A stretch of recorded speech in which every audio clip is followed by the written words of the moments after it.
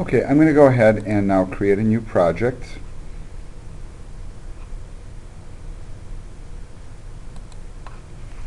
And if you're just jumping into this video code, this is a continuation of the previous video. I had meant to hit pause and then resume and then hit stop by accident, so that's why we're here. All right, so let's call this one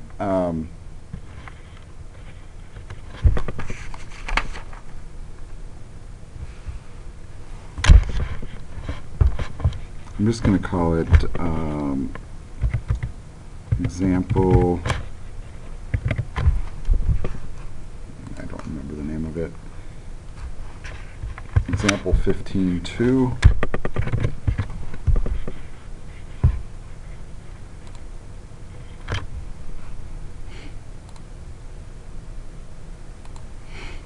And then we're going to create a new class file here.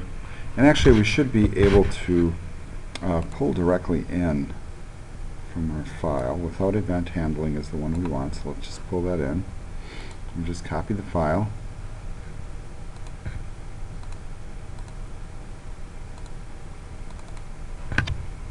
Okay. And here it lists as being part of a package. I'm actually going to remove that because we're just using the default. And I just want you to be mindful of the fact that we do have more than one library here, so just take a look. I mean, these are mostly ones that we've used before. All of them are ones we've used before. And none of the event handler components are here.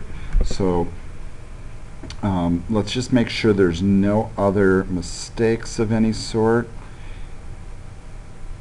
And then let's go ahead and give this a shot and see what it does. Alright, so here's our little application, large and shrink, and notice we have our buttons, and then the point of it all is, what is it doing? And that should be a pretty easy answer. It really isn't doing anything, at least at this point, at least the way that we're looking at it. Now if you take a look at some of the stuff that we have declared here, you can see that we have everything set up. We have our buttons set up. We have our buttons added to the screen, but there's no component for making it do anything. There's no way to handle the button click. So just having the button there doesn't do anything. So it'll behave like a button, right? It's highlighted. It'll react to the clicks. I mean, clearly, you know, it's seeing our event, but we don't have anything in here that goes, aha, there's something happening. Let's make it happen. So let's jump back to the book and let's work towards the point where something actually does happen.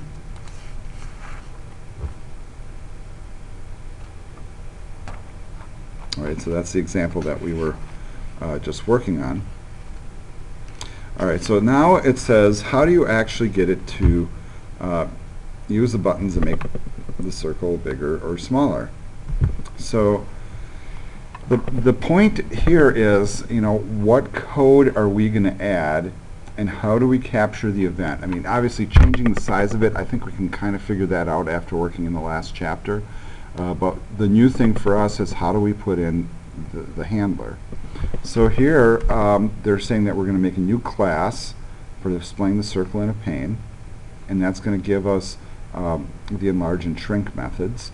And then we're going to create that inside, or actually make a reference to control circle, which is going to be a different class. We're going to set up our event handler, and then we're going to register the handler to do the particular tasks that we're looking for. So now here we have highlighted some of the changes that are happening, and then I'm going to go ahead and I'm going to pull that code in. So control circle is the one I'm looking for. Let's pull that over.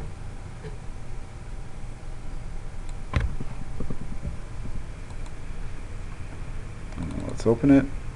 Let's get rid of that package in here. Then I'm going to also expand the library. So now you can see that we've added these event handlers here. So we have the action event and we have the event handler. They're both part of event. So JavaFX event. All right.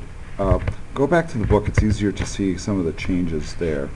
The first thing that you should notice is that we're creating this instance of circle pane.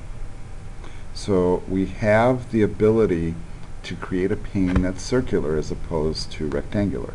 So that's kind of an important thing. So we see that it's called circle pane. As we scroll down, everything is essentially the same, but here we are actually doing a creation and registering of the event handler. So you can see that we're taking that enlarge button, we're using the set on action, which we saw before, and then within it we're creating a new instance of enlarge handler. And that should give you a clue that that's something that's, you know, we're going to be calling upon. But the question is, where are we pulling it from? Well, the answer is from down here. So we're actually creating a class inside of our, you know, main class file, and then that handler that we've named is going to be implementing the action event handler that we imported. All right, so we do an override there, and then we do a public void handle, and then we do an instance here of action event. Notice the letter E, and then we just simply say circle pane enlarge. Now, additionally, the thing that we're doing is when we are creating a new circle pane, where is that coming from? Once again, that is coming from another class file right here. And notice that that is really actually pulling from the circle class. So we have a new circle and it has a size. Now, inside here, this is a private, so this is only going to be available to this class, but the public version, the circle pane method will then get the children to add. So it's going to add the circle, set the colors, stroke, and then on the next little public area you can see that we're doing an enlarge, and then what it does is it gets the radius, and then it sets the radius based upon whatever it is right now plus 2. So that's going to make it a little bit bigger. And then if we call the shrink method, it's going to do the opposite. They figured out some little algorithm that works for them. Now notice that they have a little bit of this like conditional statement, and this is kind of a replacement for if, then, else. And if you're not familiar with that syntax or you haven't seen it enough, as we run this particular little thing, now be mindful of the fact that this is all inside of parentheses. So what we're going to, basically what this is telling us is whatever we're going to set this radius to is going to be based upon the results of this statement. Now this statement is checking to see if the radius that we get is greater than 2. If it is greater than 2, then we're going to subtract a value. If it's not, so this is the else part, then we're going to just get the radius. So, in other words, basically just leave it alone. Okay? Because you don't want to make it completely disappear, I think is the point there. So let's go ahead and go back to Eclipse, and let's actually run this now.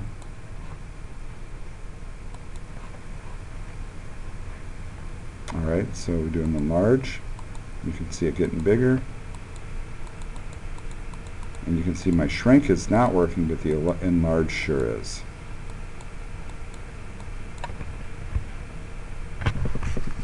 Alright, so we do have some amount of control here. And seemingly right now this isn't working, and I think we're going to see as we proceed how that's going to adjust things and change.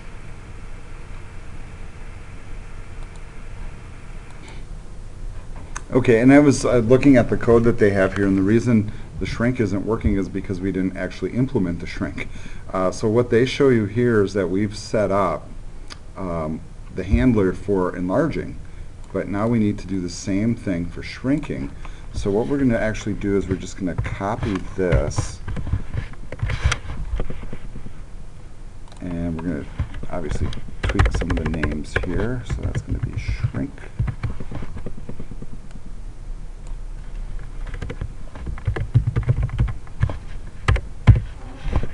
Which makes sense.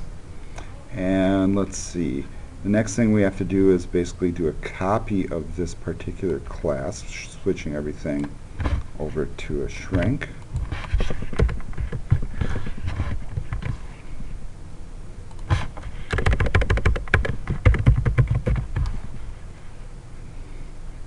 And here we'll change to shrink, and this is going to change based upon this little method that we have down here.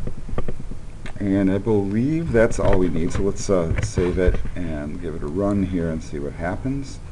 Alright, so where is our error?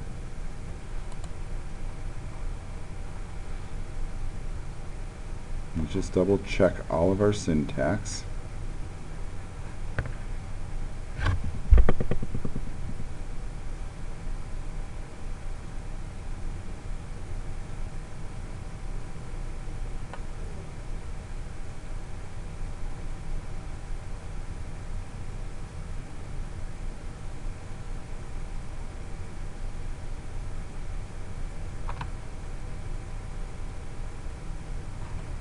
Oh, okay.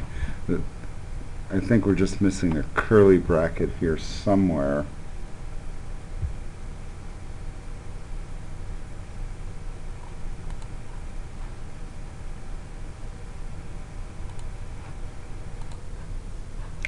Okay, and I'm hoping that the only problem here is the fact that I need one more curly bracket, because I wasn't seeing any errors with the code above, although I do see a couple of underlines here. Let's just try to run it and see what happens, see what errors it might throw.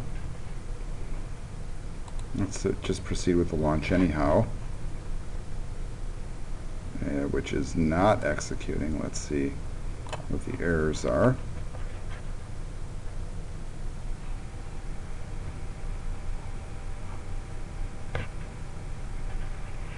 Alright, so I'm at the point now where I'm going to go back and I'm just going to double check that everything's typed in correctly. So I'm going to pause the video while I figure it out. Okay, and I think I'm finding the problem now. The spot where I dropped this in before was nestled inside this curly bracket. So you see how this one goes with that one and this one goes with that one, and really I should have pasted it in here. And then I need one additional curly bracket. So that's why it wasn't recognizing shrink handlers as a separate class, and thus the underlines, which are now all gone. So let's go ahead and run it now. Alright, so you can see it shrinking and enlarging, all that effort for just to do this. But at least you get to see the process, not only of